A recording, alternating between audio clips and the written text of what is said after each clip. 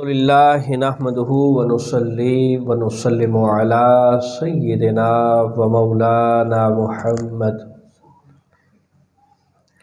रसूलिहिन नबिय्यिल करीमिल हनीनिर रऊफिर रहीम। अम्मा बाद फ़अऊज़ु बिल्लाहि मिनश शैतानिर रजीम। बिस्मिल्लाहिर रहमानिर रहीम। लक़द कान लकुम फ़ी रसूलिल्लाहि उस्वतुन हसना। आमन्तु बिल्लाहि सदक़ल्लाहुल अज़ीम।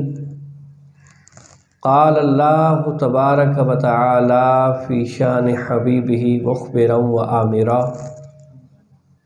इन्नल्लाह व मलाइकतहु युसल्लूना अलन नबी या अय्युहल्लज़ीना आमनू सल्लू अलैहि वसल्लिमू तस्लीमा। तमामी हज़रात को आवाज़ बुलंद दरूद पाक। अल्लाहुम्मा सल्लि अला सय्यिदिना व मौलाना मुहम्मद व अला आलि व अस्हाबि सय्यिदिना व मौलाना मुहम्मद व बारिक व सल्लिम व सल्लि अलैहि। अस्सलातु वस्सलामु अलैका या रसूल अल्लाह व अला आलिका व अस्हाबिका या हबीब अल्लाह। अस्सलातु वस्सलामु अलैका या शफ़ी अल मुज़निबीन व अला आलिका व अस्हाबिका या रहमतल लिल आलमीन। बाद हम्दो सना निहायती वाजिबुल एहतराम दोस्तों, बुज़ुर्गों, अज़ीज़ साथियों, मैं और आप मौला पाक के फ़ज़ल व एहसान से इस जुम्मतुल मुबारक के बाबरकत बासआदत दिन के अंदर अल्लाह रब्बुल इज़्ज़त की पसंदीदा जगह मस्जिद में जमा है। दुआ फरमाएं अल्लाह रब्बुल इज़्ज़त मुझे हक़ को सच बयान करने की और हम सब को सुन सुना कर अमल की तौफ़ीक़ अता फ़रमाए। आलिजा माह शाबानुल मुअज़्ज़म का ये पहला जुम्मतुल मुबारक है। आप देख रहे हैं कि ज़िंदगी इंतहाई तेज़ी के साथ चल रही है, गुज़र रही है। और नबी करीम अलैहिस्सलातु वस्सलाम का एक फ़रमान भी है कि क़यामत की निशानियों के अंदर आपने फ़रमाया कि क़ुर्ब क़यामत के अंदर साल महीनों की तरह, महीने हफ्तों की तरह और हफ्ते दिनों की तरह और दिन मिनटों की तरह गुजरेंगे। आज आप मैं और आप देखें, यानी बहुत तेज़ी के साथ दिन गुजर रहे हैं। तो माह रमज़ान इंतहाई करीब आ चुका है। उससे पहले आज के इस खुतबे जुमा के अंदर हम नबी करीम अलैहिस्सलातु वस्सलाम की शाबानुल मुअज़्ज़म के अंदर जो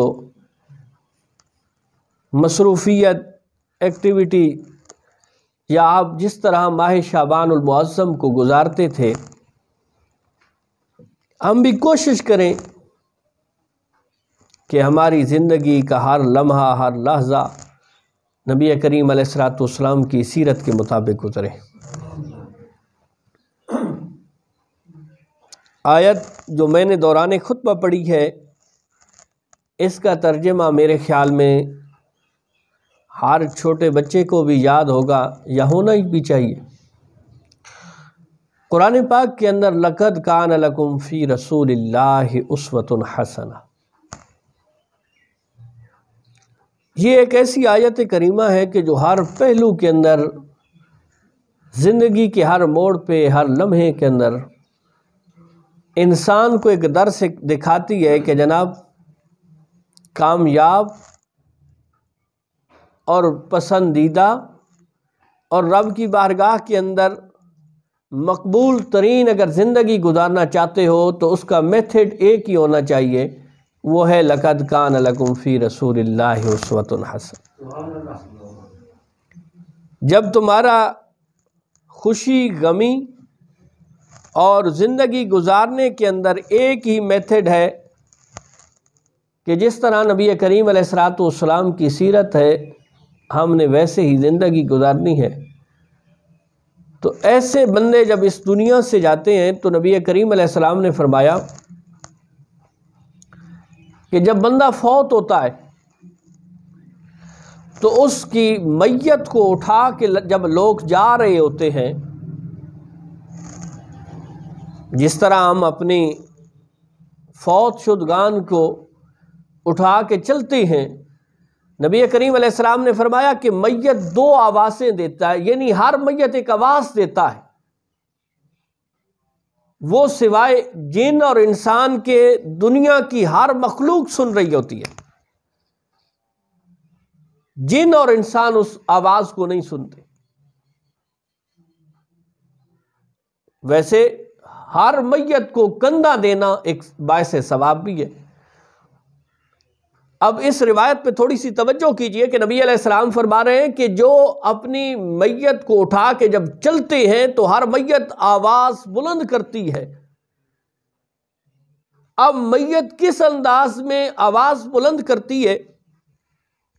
फरमाया वो आवाज सिवाय जिन और इंसान के हर मखलूक सुनती है। और वो आवाज होती क्या है?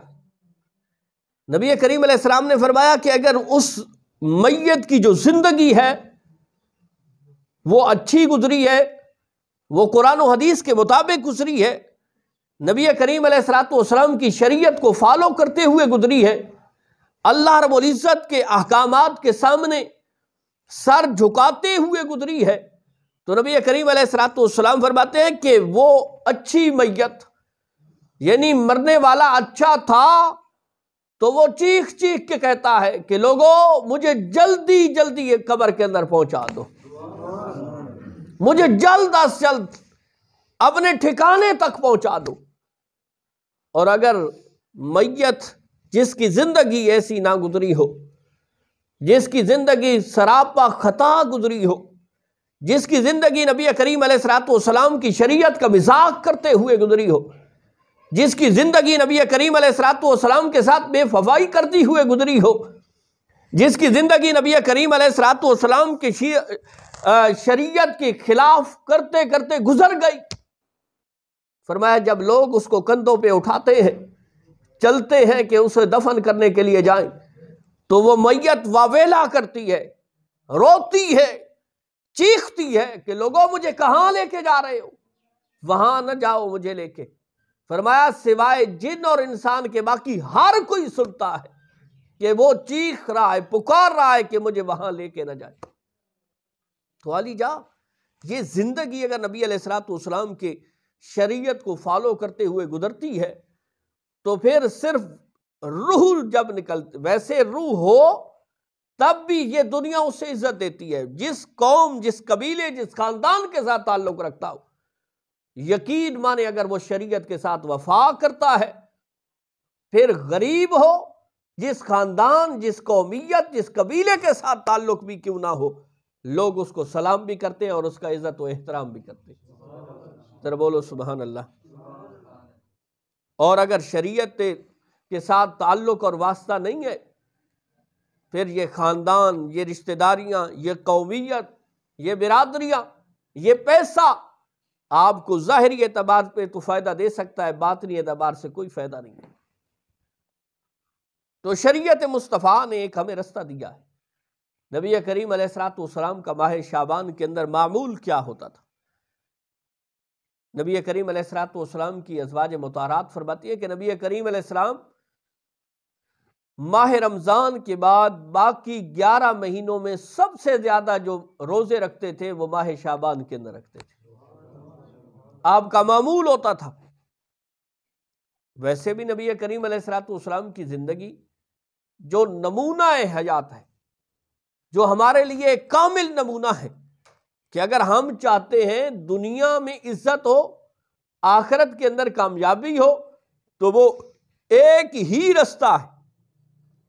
और वो रास्ता कुरान ने चंद लफ्जों के अंदर बयान किया, लेकिन अगर हमारी जिंदगी उस पे अमल करने पे आए तो ये जिंदगी के लिए खुशी, गमी, परेशानी, तकलीफ, मुसीबत, बीमारी, सब मामले के अंदर नबी करीम अलैहिस्सलाम की जिंदगी एक नमूना है, एक रोशनी है।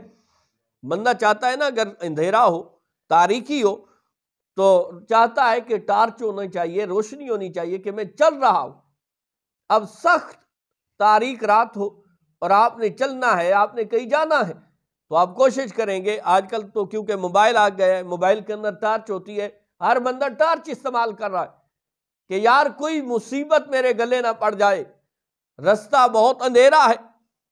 तो नबी करीम अलैहिस्सलाम की जो सीरत है, इसी तरह हमारी जिंदगी के अंदर एक रोशनी है।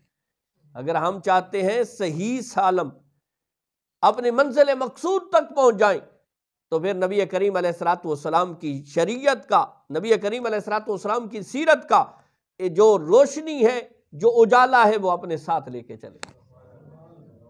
वैसे भी नबी करीम अलैहिस्सलाम के सहाबा की अगर जिंदगी देखें, वो सहाबा, बाज बंदे ये कहते हैं कि जी सहाबा का जिक्र किस लिए किया जाता है। यकीन माने कायनात के अंदर अंबिया और रसूल के बाद अगर सबसे ज्यादा कुर्बानियां किसी ने दी हैं तो वो सहाबा व अहले बैत है। वो मेरे नबी करीम अलैहिस्सलाम खुद फरमाते हैं कि मेरे रब्बे कायनात ने लोगों के, कायनात के दिलों पे नजर फरमाई और जिन दिलों पे को पसंद किया उन्हें मेरा सहाबी बना दिया। जरा बोलो सुभान अल्लाह। जो रब के पसंदीदा हैं, जो रब ताला की बारगाह से एजाज रखते हैं, जरा उनकी जिंदगी देखिए। सहाबा कराम रिज़वानुल्लाह ताला अलैहिम अजमईन, जो ही माह शाबानुल मुअज़्ज़म का चांद नजर आता, उनकी जो एक्टिविटी थी खसूसन इबादत के अंदर, वो बढ़ जाती थी। या ज़कात निकाल रही है कि इस महीने के अंदर ज़कात का बड़ा एहतमाम करते थे। मुहद्दिसीन कराम फरमाते हैं कि वजह क्या होती थी, तवज्जो रहे मेरी तरफ, कि इस महीने के अंदर सहाबा कराम रिज़वानुल्लाह ताला अलैहिम अजमईन ज़कात क्यों ज्यादा निकालते थे।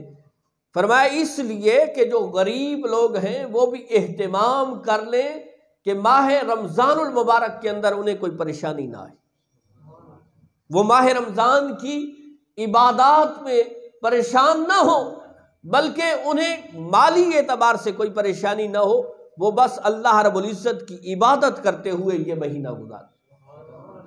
और नबी करीम अलैहिस्सलाम ने फरमाया शाबान शहरी, कि ये मेरा महीना है। इस मेरे महीने से मुराद क्या है कि नबी करीम अलैहिस्सलाम इसके अंदर भी बहुत ज्यादा अमल करते थे, बहुत ज्यादा रोज़े रखते थे। और बाज मुहद्दिसीन फरमाते हैं इसके अंदर सबसे बड़ा अमल यह है कि बंदा इस महीने के अंदर, माह शाबान के अंदर, ज्यादा से ज्यादा दरूद पाक पढ़े,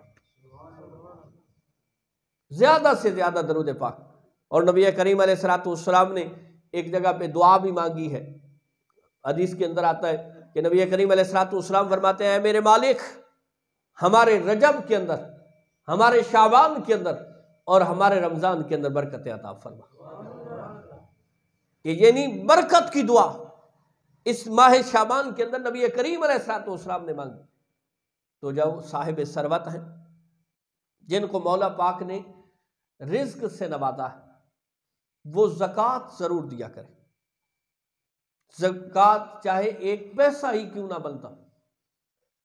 नबी करीम अलैहिस्सलाम जब मेराज शरीफ पे तशरीफ ले गए, आप उलमा से सुनते हैं कि वहां नबी करीम अलैहिस्सलाम को कुछ लोगों का मुशाहिदा कराया गया। नबी करीम अलैहिस्सलाम का उनसे गुजर हुआ, तो हदीस के अंदर जिन लोगों का जिक्र आता है कि नबी करीम अलैहिस्सलाम ने उनको देखा, तो चंद की मैं जिक्र कर देता हूं कि नबी करीम अलैहिस्सलाम फरमाते हैं कि मैंने कुछ लोगों को देखा कि जिनके सामने अच्छा, खुशबूदार और बेहतरीन भुना हुआ गोश्त पड़ा है, और दूसरी तरफ इंतहाई बदबूदार गंदा तरीन गोश्त पड़ा है। वो लोग दौड़ दौड़ कर उस गंदे गोश्त को खा रहे हैं, उनकी ज्यादा दिलचस्पी उस गंदे गोश्त की तरफ है। तो नबी करीम अलैहिस्सलाम फरमाते हैं कि मुझे जिब्रील अमीन अलैहिस्सलाम ने कहा कि या रसूल अल्लाह, आपकी उम्मत के ये वो लोग हैं जो अपने हक हलाल की अज़वाज को छोड़ के बदकारी की तरफ दौड़ते हैं, जो अपने हक हलाल की अज़वाज को छोड़ के बदकारी की तरफ दौड़ रही है, ये वो लोग हैं। इससे आगे आगे चलते हैं। नबी करीम अलैहिस्सलाम आप अलैहिस्सलाम फरमाते हैं कि मैंने कुछ लोगों को देखा कि जो ज़कूम का पानी पी रहे हैं। ज़कूम के बहुत सारे माने मुराद लिए गए। एक माना यह भी है कि पीप पी रहे हैं। अब देखिए कि पीप की बदबू कितनी है कि सलीम उत्तबा शख्स कि जो नफीस उत्तबा है ना, उसकी बदबू भी उसे तकलीफ देती है। नबी करीम अलैहिस्सलाम ने फरमाया कि वो उस ज़कूम को पी रहे हैं और दरी खा रहे हैं। दरी क्या है? बाज़ ने इसका माना लिखा है अकड़ा। ये हमारी जुबान के अंदर अकड़ा जो होता है। बाज़ ने लिखा है कि एक खारदार पौधा होता है कि जिसके बड़े बड़े कांटे होते हैं, वो उनको खा रहे हैं और चलते हैं तो वो उनका पीछे से निकल रहा है। इतना दर्दनाक। नबी करीम अलैहिस्सलाम की बारगाह के अंदर अर्ज किया, या रसूल अल्लाह, आपकी उम्मत में से ये वो लोग हैं कि जो लोगों का माल खाते हैं, लोगों का माल पे कब्जा करते हैं, लोगों का माल गस्ब कर जाते हैं, जो लोगों का माल को चोरी करके, गस्ब करके, डकैती के साथ या फ्रॉड करके या उनको धोखा दे के लोगों का माल खाते हैं। फरमाया ये सूरत हाल है। इसी तरह नबी करीम अलैहिस्सलाम फरमाते कि मैंने कुछ लोगों को देखा, उनकी सूरत हाल क्या है कि उनके सामने एक बहुत बड़ा अज़दहा उनको डसता है, उनको डस रहा है, और जिसके डसने की वजह से वो इतना शिद्दत के साथ उनको दर्द होता है और इतनी तकलीफ होती है कि उस डसने की वजह से उनका जिस्म जल जाता है, गल सड़ जाता है। उसके जहर की वजह से इतना शदीद वो जहरीला होता है। नबी करीम अलैहिस्सलाम की बारगाह में अर्ज की गई, या रसूल अल्लाह, ये वो लोग हैं कि जिनके पास माल और दौलत होती थी, उसके बावजूद ये ज़कात नहीं देते थे, अपने माल में से ज़कात नहीं निकालते थे। आज मैं और आप अगर अपने अमवाल के अंदर देखें, हालांकि देखिए कुरान पाक ने बड़े खूबसूरत अंदाज के साथ एक तकसीम की है। फरमाया यमहकुल्लाहु रिबा व युर्बि सदकात। अब अकल क्या कहती है कि जनाब सूद कोई देता है और है ना, यानी 10 रुपए देता है और 11 लेता है। अब अकल कहती है कि ये मुनाफा हो रहा है कि 10 के बदले में 11 आ रहे हैं, और किसी ने रब की राह में मस्जिद में दिया, किसी गरीब को दिया, किसी यतीम को दिया, किसी मदरसे वाले को दिया। अब अकल कहती है कि जनाब वो खत्म हो गया। लेकिन कुरान से बड़ा सच्चा तो कोई नहीं हो सकता। कुरान तो मेरे मौला की किताब है, मेरे मौला का कलाम है। इसको नाजिल करने वाला भी सच्चा, इसको लेके आने वाला भी सच्चा, और जिस कल्ब अतहर पे ये नाजिल हुआ है वो भी सच्चा।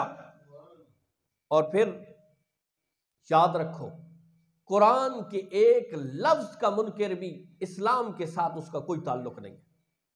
एक लफ्ज का मुनकिर, बल्कि एक लफ्ज पे शक करने वाला, उसका भी इस्लाम के साथ कोई ताल्लुक वास्ता नहीं है। तो कुरान इतना एक सच्चा है। उसी कुरान के अंदर फरमान रब्बुल उला है, मौला का हुक्म है। फरमाया तू समझता है कि सूद से तेरा रिस्क बढ़ रहा है और सदके से तेरा रिस्क कम हो रहा है। फरमाया नालायक, जरा ये तो देख, यमहकुल्लाहु रिबा, कि हम रिबा सूद को बर्बाद कर देते हैं, हलाक कर देते हैं।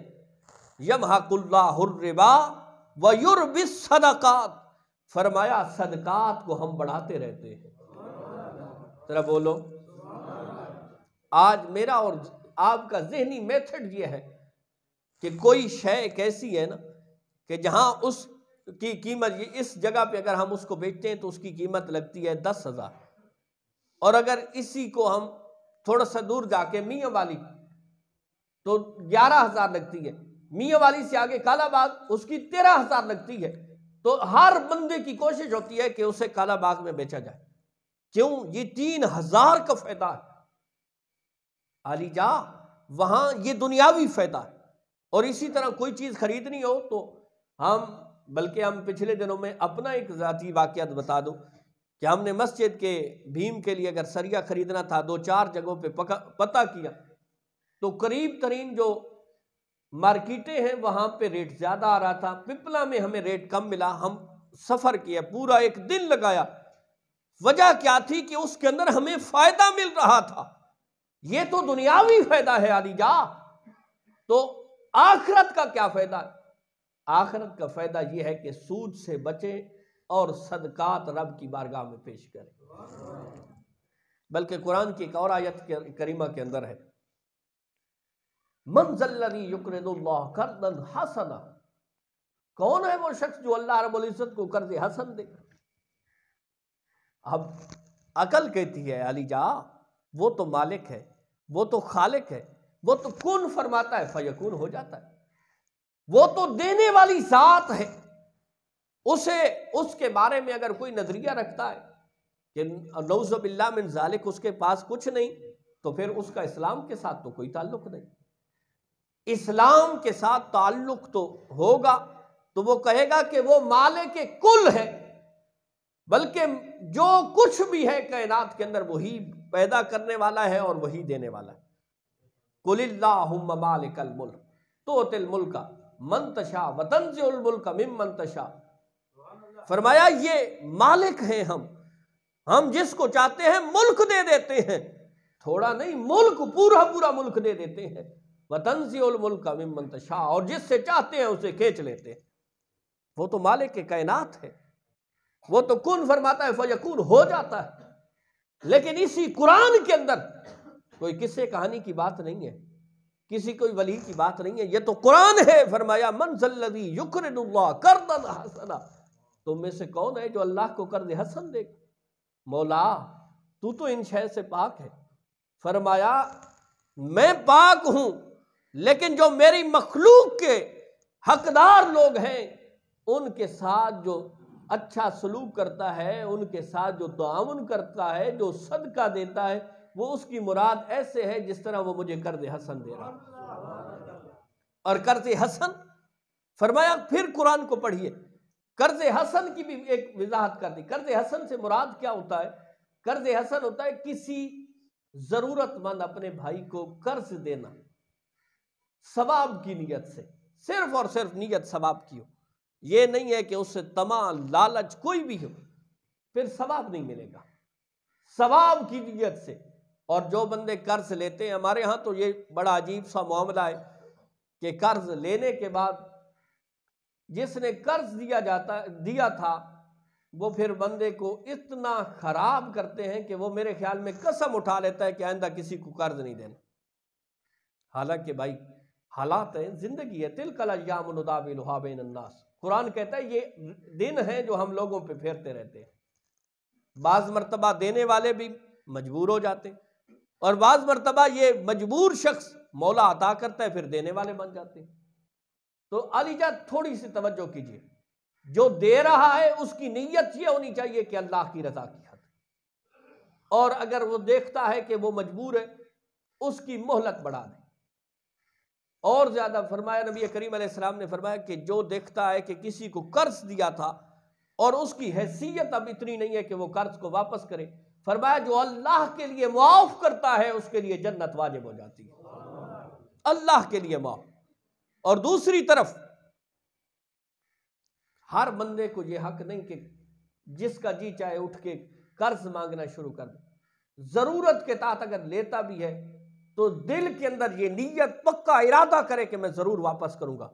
नबी करीम अलैहिस्सलाम ने फरमाया कि जो शख्स इस नीयत के साथ कर्ज लेता है कि मैं जरूर वापस करूंगा, फरमाया अल्लाह रब्बुल इज्जत उसके लिए असबाब पैदा कर देता है कि उसको वापस कर देगा। लेकिन नीयत ये होनी चाहिए। खैर बात हम फिर वापस लाते हैं, फिर गुफ्तगू को ख़त्म करते हैं कि जिसने अल्लाह के लिए कर्ज दिया या अल्लाह के लिए सदका दिया, उसका कुरान के अंदर क्या हुक्म है? फरमाया मसलुल्लज़ीना युनफ़िक़ूना अम्वालहुम फ़ी सबीलिल्लाहि कमसलि हब्बतिन अंबतत सबअ सनाबिला फ़ी कुल्लि सुंबुलतिन मिअतु हब्बा वल्लाहु युदाइफ़ु लिमन यशा। फरमाया एक मिसाल दी है, हमेशा इंसान एक मिसाल से ही समझता है। फरमाया मसलुल्लज़ीना युनफ़िक़ूना अम्वालहुम फ़ी सबीलिल्लाह, मिसाल है उन लोगों की जो अल्लाह की राह में सदका देते हैं। बोलो। फरमाया युनफ़िक़ूना अम्वालहुम फ़ी सबीलिल्लाह, अल्लाह की राह में खर्च करते हैं। फरमाया उनकी मिसाल है, और मिसाल भी हमारे यहाँ की दी है। ये काश्तकारी करने वाले, ये खेती बाड़ी करने वाले, फरमाया मसलुल्लज़ीना युनफ़िक़ूना अम्वालहुम फ़ी सबीलिल्लाह कमसलि हब्बतिन अंबतत सबअ सनाबिला फ़ी कुल्लि सुंबुलतिन मिअतु हब्बा। फरमाया जिस तरह कोई बीज बोने वाला शख्स एक दाना जमीन के अंदर बोता है, काश्त करता है, और उस एक दाने से 7 सिट्टे 7 बालियां निकलती हैं। उसने तो एक ही बोया था ना, एक ही काश्त किया था, लेकिन फरमाया उसकी मिसाल है जो अल्लाह की राह में सदका दे रहा है, उसकी मिसाल ही ऐसे है कि उसने अल्लाह की राह में एक दिया था। फरमाया उसने एक दिया, जिस तरह जमीन के अंदर काश्त करने वाले ने एक दाना बोया, फिर एक में से 7 बालियां निकली, 7 सिट्टे निकले। फरमाया हर सिट्टे के अंदर, हर बाली के अंदर 100-100 दाने होते हैं। अब उसने बोया एक है, काश्त एक किया है, 7 सिट्टे हैं, 7 सिट्टों के अंदर 100, हर सिट्टे के अंदर 100-100 है। फरमाया जिस तरह एक दाने से 700 दाने आ रहे हैं, फरमाया यही मिसाल अल्लाह की राह में सदका देने वाले की है, जो एक देता है हम 700 देते हैं। फरमाया कमसलि हब्बतिन अंबतत सबअ सनाबिला फ़ी कुल्लि सुंबुलतिन मिअतु हब्बा। यहाँ है कैदा कानून, ये तो कैदा कानून है मालिक का कि एक के बदले में 700 देना। वल्लाहु युदाइफ़ु लिमन यशा, और अगर अल्लाह चाहे तो 700 को 1400 भी कर सकता है, 1400 को 2800 भी कर सकता है, और 2800 को फिर 5600 भी कर सकता है। फरमाया जिसके लिए हम चाहते हैं, ये तो मौला इस अंदर की कोठड़ी को देखता है ना, ये जो दिल है इसकी कैफियत को देखता है कि इस कैफियत, इस दिल की कैफियत क्या थी। हमारी रजा थी कि लोगों की रजा थी? अगर अल्लाह की रजा थी, और भी फिर दिया भी ऐसे है कि किसी को दिया फिर उससे सलाम की तवक्को भी न रखी। मैं अक्सर कहता हूँ, शायद मुझसे आपने सुना भी हो कि किसी को कोई बंदा कुछ भी दे और फिर उससे सलाम की तवक्को करे कि ये बंदा मुझे सलाम ही करेगा बस, और कोई तवक्को नहीं, सिर्फ इतनी तवक्को कि ये शख्स मुझे सलाम करेगा। वो अपने सदके को ज़ाया कर बैठा। ये जो उसके दिल का तमा और लालच, और ये जो फिक्र थी कि ये मुझे सलाम करेगा, या ये सोच आई कभी कि यार मैं इससे जिंदगी भर सदका देता रहा हूं, मेरे पैसों से पला हुआ शख्स है, और आज मेरे साथ से गुजर गया और मुझे सलाम तक नहीं किया। ये जो नीयत है, ये जो कैफियत है, ये जो सोच है, ये आमाल को बर्बाद करके रख देती है। नीयत अल्लाह के लिए, अल्लाह की रजा की खातिर, चाहे वो कल आपके मुखालिफ भी खड़ा हो जाए, लेकिन तब भी तो आपकी जुबान पे वो लफ्ज नहीं आने चाहिए कि कल तक तू मेरे पैसों पे बलता रहा है, कल तक मेरे सदकों पे बलता रहा है, कल तक तू मेरी ज़कातें लेता रहा है, और आज मेरे मुखालिफ खड़ा हो गया। आलीजा मुखालफत अपनी जगह, अपने अमाल को बर्बाद तो न करो। जब तुमने अल्लाह के लिए दिया था तो फिर इससे तमन्ना न रखो, जिसके लिए दिया था तमन्ना भी उसी से रखो, उसी से मांगो। मौला तूने दिया था, मैंने दिया था, तू मुझे देता रहा, मैं तेरे दिए से तेरी मखलूक को देता रहा। बस यही है, मौला बरकतें दे। फिर जब ये ताल्लुक रब से होता है ना, फिर मौला उसको और ज़्यादा बढ़ाता रहता है। तो मकसद ये है कि माह शाबानुल मुअज़्ज़म के अंदर ज़कात का एहतमाम करें। जिसको मौला ने दिया है हिसाब लगा के ज़कात दें, और आपका यही माल है। नबी करीम अलैहिस्सलाम ने फरमाया 3 इंसान के अपने ज़ाती माल है, एक खाया और ख़त्म कर दिया, दूसरा पहना और बोसीदा कर दिया, तीसरा अल्लाह की राह में दिया और महफूज कर लिया। इसके अलावा तुम्हारा कुछ नहीं है। बाकी सब कुछ, आप अरबपति हैं, खरबपति हैं, बाकी सब कुछ वो रसा का है। बस मरने की देर है, मरने की ढिल है, उसके बाद सब कुछ तकसीम हो जाना है। आपने रात दिन लगा के न हलाल देखा न हराम देखा, कुछ नहीं देखा, लोगों की जमीनों को गस्ब किया, लेकिन अलीजा आपने सिर्फ कब्र में पहुंचना है, बाद वालों ने सब कुछ तकसीम कर देना। और ये नहीं देखना कि बाबे ने कितनी मुश्किल से कमाया था। और मैंने आप हजरात का मुशाहिदा होगा कि एक नस्ल मुश्किल से कमाती है, और जब दूसरी नस्ल के हाथ में पड़ता है तो क्योंकि अब वो तो मुश्किल में पड़े नहीं थे, उन्होंने तो कोई मुश्किल उठाई नहीं थी, फिर वो उनको लुटाते हैं, ओने पोने सब कुछ लुट जाता है। याद रहे कि मैं ये नहीं कहता कि औलाद को महरूम करो, नहीं, कभी भी। नबी अलैहिस्सलाम की बारगाह में एक शख्स आया, अर्ज करने लगा, या रसूल अल्लाह, मैं चाहता हूं कि मैं अपना सारा माल सदका कर दूं। नबी करीम अलैहिस्सलाम ने फरमाया, ना, ऐसा ना करो, कुछ अपनी औलाद के लिए भी छोड़ के जाओ। औलाद को महरूम नहीं करना, लेकिन अपने हुकूक अदा करो। हुकूक क्या है? ज़कात है, उशर है, सदका व खैरात है। अपने हाथ से दे के कल आपके लिए कोई फ़ायदा मंद। ऐसा नहीं कि जाते हुए सब कुछ दे जाओ, फिर पीछे औलाद लोगों से मांगती फिरे, ये सूरत हाल भी नहीं। खैरुल उमूर औसातुहा, नबी अलैहिस्सलाम ने फरमाया, हर काम के अंदर दरमियानी काम बेहतर होता है। खैरुल उमूर औसातुहा, दरमियाना काम, न बहुत ज़्यादा न बहुत कम, दरमियाना काम। अल्लाह रब्बुल इज़्ज़त हमें अमल की तौफीक अता फरमाए। बाखिर दावाना अल्हम्दुलिल्लाह।